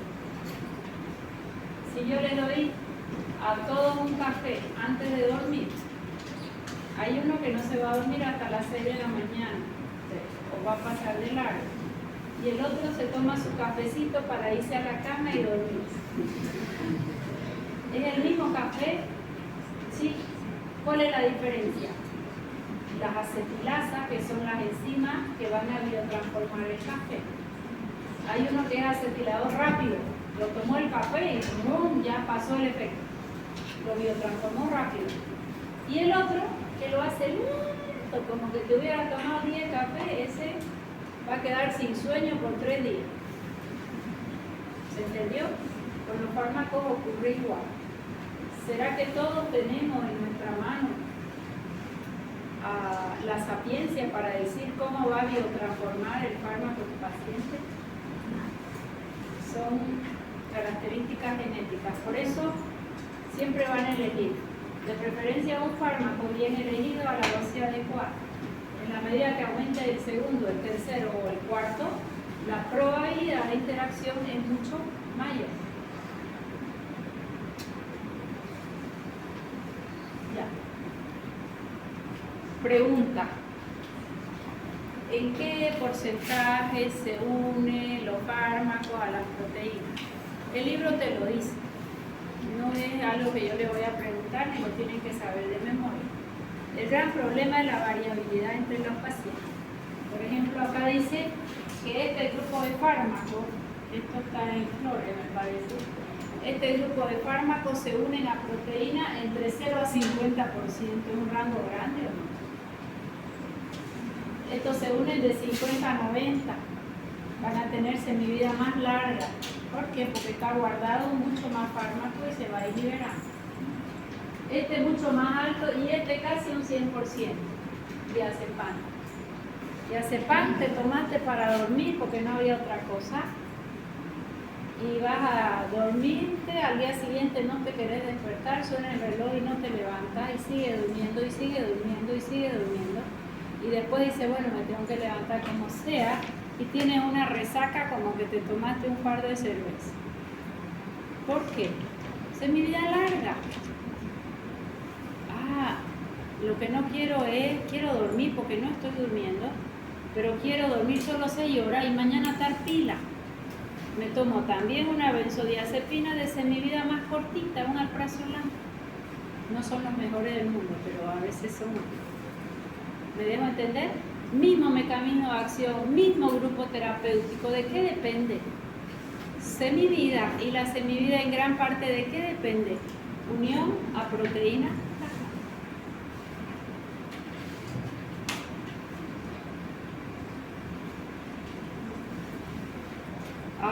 ¿Será que todos tenemos la misma proteína? Dijimos que no. ¿Qué va a pasar si mi pacientito es un niño y está desnutrido? Le damos su fármaco, tiene que unirse al 50% a la albúmina. ¿Qué pasa con su albúmina? Y si su albúmina es baja, ¿qué va a pasar con la dosis que le das del fármaco? Él se tenía que unir a proteína al 50%. ¿Qué va a pasar?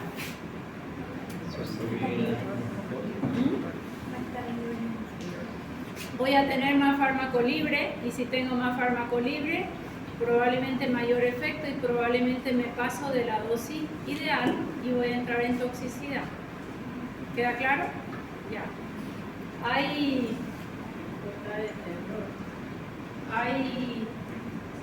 situaciones, no solo la de nutrición,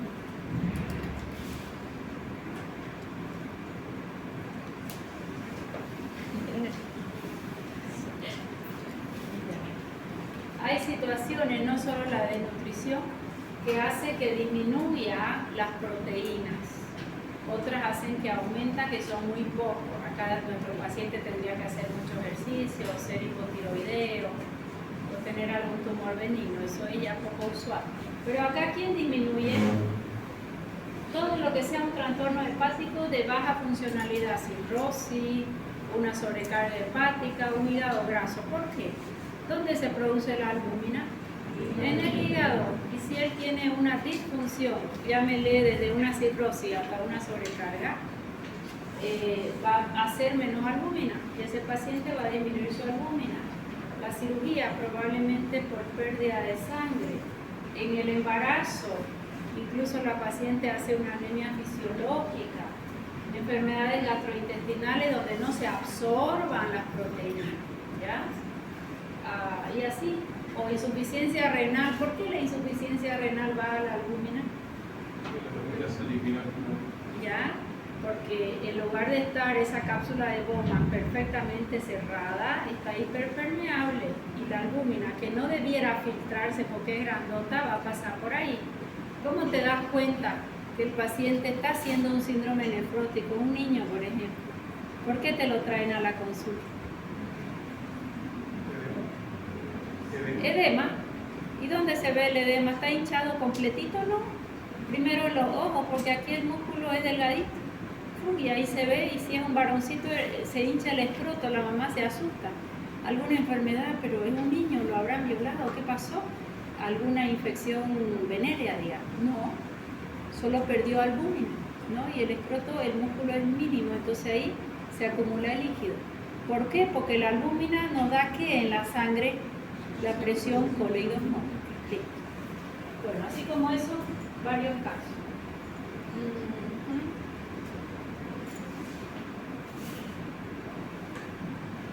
Ya. Enseguida vamos a ver hasta dónde llega el fármaco. ¿Cómo, profesora? Ya está en sangre. ¿Qué tiene que pasar para que llegue a los diferentes órganos? Y ahí vamos a contemplar dos órganos: el cerebro y placenta. Pregunta del millón: ¿qué tiene que pasar con mi fármaco para que llegue al sistema nervioso central? Va a pasar la barrera hematoencefálica. ¿Y por qué se caracteriza ella? Doble membrana lipídica y células estrechamente. Ahí no hay hueco, teóricamente. ¿Está? ¿En qué se diferencia el antigripal que tomas de día y el antigripal que tomas de noche? Los dos tienen paracetamol, los dos tienen descongestivo, los dos tienen analgésico, paracetamol, para que no te duela la cabeza, y el descongestivo para que tu nariz se destape y vos respires. Pero ¿por qué uno dice día y el otro noche? No te ayuda a dormir. Uno te va a ayudar a dormir y te olvidas los mocos, te olvidas la gripe y lo amaste a tu fármaco porque encima te dormiste como no dormías hace mucho. Y los dos son antihistamínicos. El de día tiene una loratadina y el de noche una clorfeniramina. Los dos son antihistamínicos, los dos tienen mismo mecanismo de acción. Llegan al receptor de la histamina H1, lo bloquea, no le deja actuar a la histamina, son antihistamínicos, los dos. Mismo mecanismo de acción, idéntico. ¿Cuál es la diferencia? Que acá duermo y acá no duermo. Su liposolubilidad. ¿El de noche atraviesa o no atraviesa la barrera hematoencefálica? Sí, y te duerme, tiene un efecto depresor del sistema nervioso. Esa es la clorfeniramina, es el más baratito. Si tienes alergia y vas a la farmacia, ay, deme un antialérgico porque estoy achú, y es mi alergia porque cambió el clima, porque es la floración, porque hay polen. Y te dice el farmacéutico, ¿el que da sueño o el que no da sueño? Y la ignorancia del paciente dice, ¿cuál es más barato? No, más barato el que da sueño, es más antiguo. ¿Cuál es la diferencia? La diferencia es importante. El que da sueño atraviesa barrera hematoencefálica, es más antiguo y es más baratito. Y el otro, ¿qué le han hecho para que no atraviese? Le quitaron liposolubilidad. Al pH de la sangre, crea carga eléctrica y se vuelve no liposoluble. ¿Y qué va a pasar con el paciente que toma le dijeron en la farmacia, le cobraron más caro, no va a dar sueño y llega y se duerme? Llega y se duerme. ¿Qué pasó con él? Ojo, no es que no durmió anoche, ¿no? ¿Qué pasa con su barrera hematoencefálica? Hiperpermeable. ¿Y eso es usual o no? Lamentablemente, quien tiene hiperpermeabilidad intestinal, vía linfática, el intestino se comunica con barrera hematoencefálica y ella tiende a estar hiperpermeable también. Y es un trastorno metabólico que ocurre en nuestros niños del espectro autista. Hiperpermeabilidad de intestino y hiperpermeabilidad del sistema nervioso central, y ellos tienen una información permanente descontrolada en el sistema nervioso central, muy relacionada a la comida. La mamá te dice, veníamos bien doctora, yo seguí su dieta, estamos con sus probióticos, estamos sellando su barrera, pero usted me dijo que no sea tan obsesiva, que si de pronto hay un cumpleañito lo soltemos un poco. Y en el cumpleañito, ¿qué pasó? Le dieron todo el gluten y todo el azúcar y los lácteos que pudieron, y era lo que habíamos quitado para sellar el intestino. Y a la noche está insoportable. Todas sus conductas que no eran las mejores, potenciadas en 100. ¿Por qué? Porque agrediste intestino, más hiperpermeable. Lo mismo ocurre en barrera hematoencefálica. Le hace todos los estudios al niño, electrocardiografía, le hace su estudio del sueño, todos los estudios neurológicos que se le ocurra. Y generalmente el 99.9% es normal. No hay algo fisiopatológico. Es metabólico. ¿Se entendió? Bien. Bueno, de eso vamos a hablar luego. Necesito borrar la pizarra. Gracias. Domínguez. Ya digamos borrar la pizarra. Eso allá. Ya. El fármaco, atrás han abierto, pueden ir para allá para que yo no me distraiga, ¿ya? Todo el problema es que yo me distraigo. Ya estoy viejita ya cualquier cosa me distrae. ¿Están cansadas? Porque yo estoy con toda la silla puesta. ¿Están cansadas?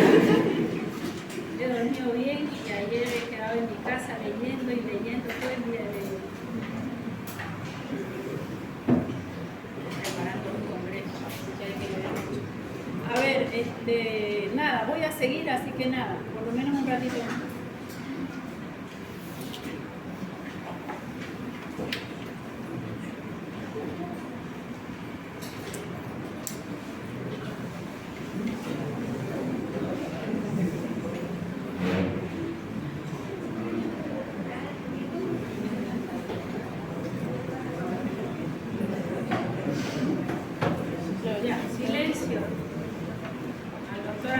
Y le han clonado el teléfono y el perfil le ha puesto una mujer bien exótica y andan pidiendo dinero, pero no te escribe, soy el doctor Anzoátegui, amiga querida, ¿no? Y claro, somos colegas, pero nunca me diría amiga querida. Ahí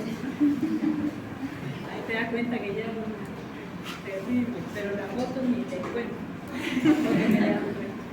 Ya, ahora vamos a pensar, ¿ya? Para eso quería esos gráficos. Hemos puesto el fármaco en el caso 1 endovenoso. Estas son las células, para los que no ven muy bien. Aquí tengo células. Este es el espacio intercelular. Y acá tengo el intravascular. Y ahí está el fármaco. ¿Qué tengo en la primera lámina? ¿Hasta dónde llega el fármaco? Yo les doy opción. llega al intersticio, no, entra dentro de la célula, no. ¿Dónde queda el fármaco? Solo en el vaso, ¿verdad? En el intravascular. Si está en el intravascular, ahí lo ve mejor. Si está en el intravascular, ¿qué característica tiene ese fármaco? Que sea una penicilina sódica o una genta. La gentamicina me la tomo en vía oral, viene en jarabe. Penicilina sódica viene en jarabe, me la tomo en vía oral. Solo puedo poner endovenosa o intramuscular que se llama los aminoglucósidos, endovenoso o intramuscular. ¿Por qué? ¿Dónde está el fármaco aquí? En el intravascular. ¿Y por qué no se va a mis células o al intersticio? Hidrosoluble. O sea que aquí el fármaco está en el intravascular. ¿Y aquí? ¿Dónde está? ¿Dentro de mi célula? No. ¿Dónde está?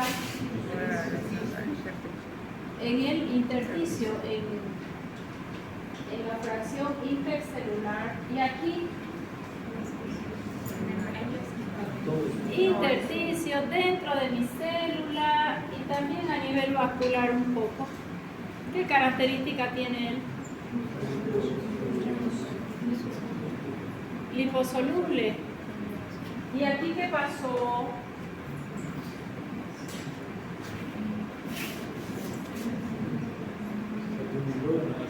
Se acumuló dentro de la célula, es del intracelular. Por ejemplo, ¿qué fármaco conocen que se acumule en algún órgano? Tetraciclina, antigua, ya hoy no usamos casi. Hay alguna que se usa así. ¿Qué se llama? ¿Qué ocurrió ahí en el último? Tetraciclina, ¿dónde se acumula? Minociclina, no me acuerdo, la minociclina la usamos y la doxiciclina. ¿Dónde se acumula la tetraciclina? ¿Tiene afinidad por quién? En el hueso. ¿Por qué? Porque tiene afinidad por el calcio. ¿Le daré a una mamá embarazada? ¿Por qué? Está formándose por el calcio, con el calcio, los huesos del feto. Y si va a tener afinidad por él, en lugar de calcio, ahí se va a quedar la tetraciclina. Y eso lo tuvimos en mucho nacimiento hace muchos años, donde si el huesito, hacían radiografía y habían huecos. Y esos huecos que eran tetraciclina. Se sacaba el calcio, formaba un quelato y ahí se formaba la tetraciclina. O le dieron al recién nacido, no tenía dientes todavía, recién nació, y cuando nacieron los dientes, con unos huecos negros y no eran cálidos, era tetraciclina. Esos fármacos se acumulan en tejido óseo, en el caso de la tetraciclina. Otros fármacos se van a acumular en el hígado, y son hepatotóxicos. Otros a nivel cardíaco y son cardiotóxicos. Otros se pueden acumular a nivel de la córnea, disminuir visión. Otros debajo de la piel. ¿Qué color toma su piel de un paciente que toma amiodarona de largo tiempo? Color azulado, porque se deposita en forma de cristales debajo de la piel. O sea que, ¿qué tengo enfrente? Yo tengo los compartimientos donde los fármacos pueden llegar. Este es del intravascular, este es del intersticial, este es intracelular y este se acumuló. Y a partir de ahí vamos a decir que la distribución, el fármaco va a tomar diferentes compartimientos. ¿Ya? ¿A quién vamos a tomar de referencia? Vamos a tomar de referencia el agua. El agua, vamos a considerarla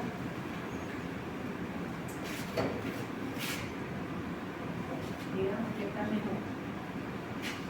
En en un adulto, porque el niño tiene 80%, en un adulto tiene, ¿alguien tiene algo como la gente que pinte? Aguanten un poquito, ya voy a terminar. Que tenemos que avanzar y son conceptos importantes que es para todo fármaco. Gracias, 60%. Ustedes tienen 60% de agua y están bien hidrataditos. De ese 60% de agua, 20%, incluso hasta un 30%, está fuera de la célula y es del extracelular.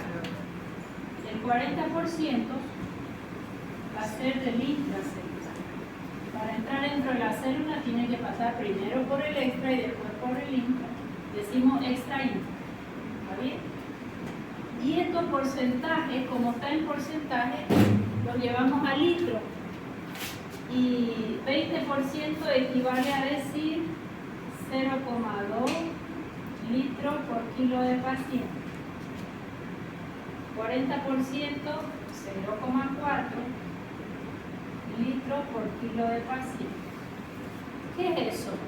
Son volúmenes en el que se distribuyen los fármacos. ¿Ya? Y ahí viene un concepto nuevo que se llama VAD, volumen aparente de distribución. ¿Qué es eso? Saquen la palabra A y es el volumen en el que se distribuye el fármaco en mi organismo. Mi organismo tiene un volumen extracelular de agua y otro que está dentro de la célula. Y yo quiero saber a dónde llega mi fármaco. Si mi fármaco tiene un VAD hasta 0,2, que hay libros que te dan hasta 0,35, porque este VAD ya está determinado, ustedes no lo van a descubrir, ya está descubierto, está en su libro el VAD de cada fármaco. Si el VAD es hasta 0,2, ¿yo qué voy a pensar? Que mi fármaco llega hasta dónde? Es del extracelular. De pronto, a ver, busquen VAD de la digoxina. Rapidito. Así no se duerme. VAD, volumen aparente de distribución. Se llama aparente porque hay lugares donde no se mide. El humor acuoso, líquido cefalorraquídeo, no se lo mide. Son invasivos.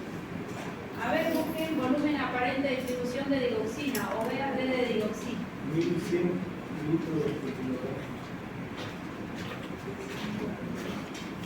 VAD de digoxina, 1100 litros por kilo. A ver, ¿quién pilló otra cosa? 1100 es harto, ¿no? Un poquito menos. 6 a 7 litros por kilogramo. Ese. 6 a 7 litros por kilo. Este, el real. Digoxina. ¿Y qué es 6 a 7 litros? 0,2 es del extracelular y a partir del 0,4 ya es intracelular y este tiene 7. ¿Qué me dice? Solo veo VAD, tienen que saber interpretar el VAD. Fuerte.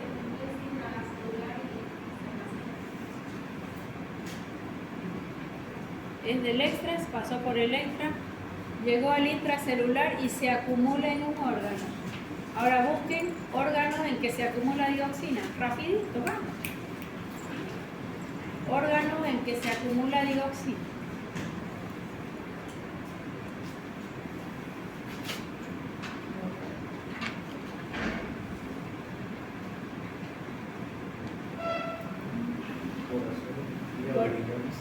Corazón, hígado, riñón. Ok. Ella se acumula y cuando el paciente se intoxicó, ya no le da fármaco y sigue su efecto todavía, a veces 40 días, 60 días. ¿Por qué? Porque su VAD es extremadamente alto. Entonces, ¿para qué me sirve el VAD? Para tener una idea hasta dónde llega el fármaco. Si es del extracelular, si es del intracelular o si se acumula. Si el VAD es muy alto, arriba de 1, ya se acumula. el VAD de la tetraciclina, ¿será alto o bajo? ¿Por qué? Porque se acumula. ¿El VAD de digoxina es alto o bajo? Alto, si yo estoy hablando de 0,2 y 0,4. Busquen el VAD de la amicacina, o de la genta, o de la pena. Penicilina soya, gentamicina o amicacina. A ver, VAD.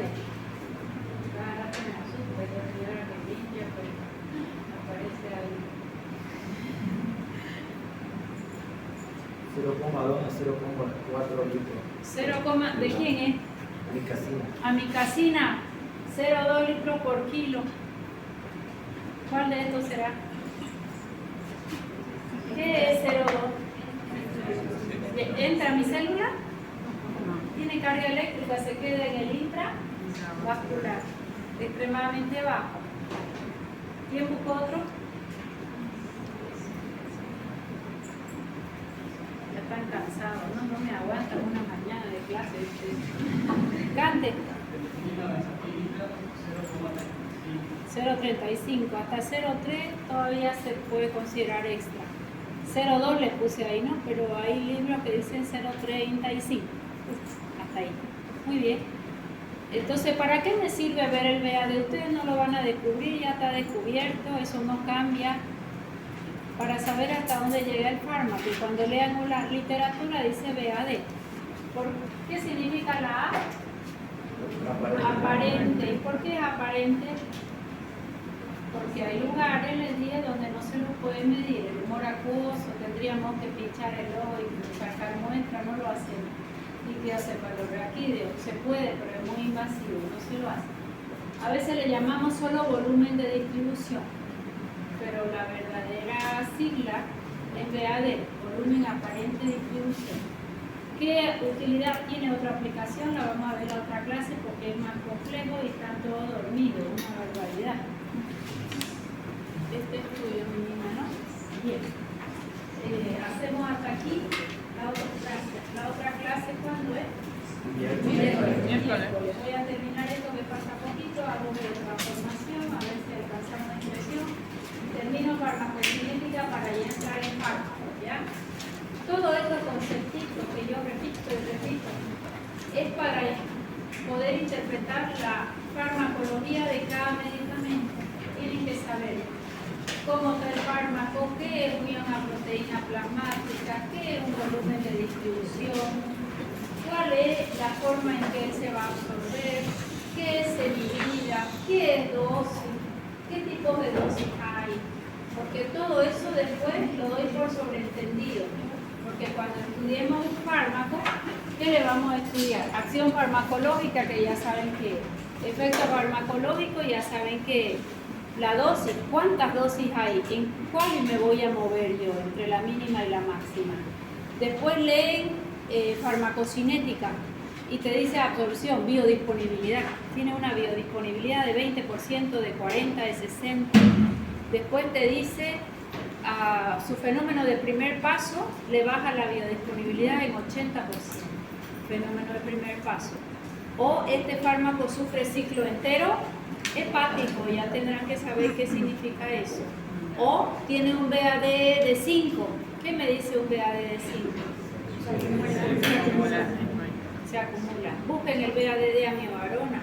Ella se queda en sangre hasta 102 días.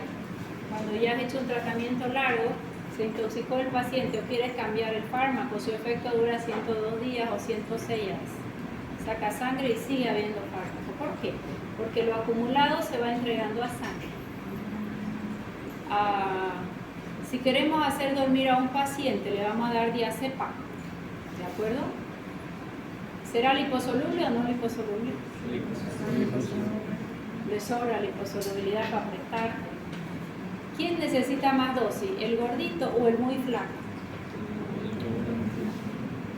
¿El muy flaco? Es liposoluble el diazepam. El gordito, ¿la gordura es músculo o es grasa? Grasa. Y si es grasa, ¿qué va a hacer? ¿Se acumula o no se acumula ahí? Y para dormirlo necesito mayor dosis porque tengo que saturar su grasa primero y después recién llega al sistema nervioso y lo duerme. Porque la grasa le tiene afinidad. ¿Y el flacuchento?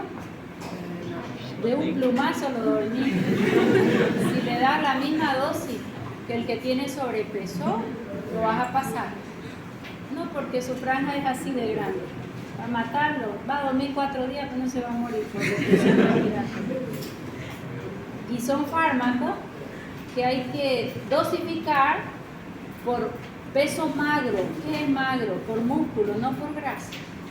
Hay una fórmula para sacar peso magro y hay que dar en peso magro, no en cuánto pesa. Ah, este pesa 100 kilos, 1 miligramo por kilo, le doy 100 miligramos, no. Tengo que hacer su peso magro y ahí dosificar. ¿Quién se va a despertar primero? ¿Al que le dé diazepam, al gordito o al flaco? El gordito. ¿El gordito primero? Sí, porque el flaquito dijo que se dormía, o sea, 4 días literal y después... No, pero le di su dosis necesaria a cada uno. Ah, ¿Quién despierta primero? Cada uno recibió su dosis según la cantidad de músculo que tiene, peso magro, sin grasa. Cada uno está bien dosificado. Este recibió 100 y este 10. Los dos ya están durmiendo. ¿Quién despierta primero? El flaco. ¿Por qué? Porque no se acumuló el fármaco en él porque había poca grasa. El gordito, yo tuve que saturar su grasa y recién se va a dormir. Cuando toca despertar, lo que está acumulado se entrega a sangre y eso va a demorar en entregar todo. ¿Quedó mejor? Son de semivida larga el diazepam. Bueno, entonces, así es que yo necesito que esto que es engorroso, porque no son fármacos todavía, todo lo que estoy dándoles es lo práctico para usar cada fármaco. Ustedes van a leer su literatura y te va a decir, este es su VAD, este es su biodisponibilidad, hasta dónde llega, es del extracelular, del intracelular, qué dosis voy a dar.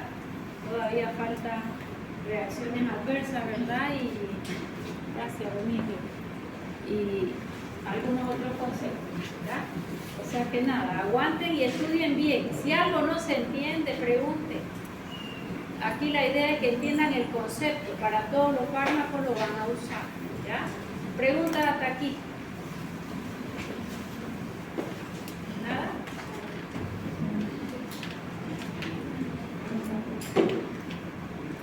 ¿No hay preguntas? Entonces pregunto yo. Ahorita voy a llamar lista. Lo que yo llame a lista de la gente que se va a quedar conmigo. ¿Está bien? Los demás se van no muy lejos, pero tampoco en mi puerta ya.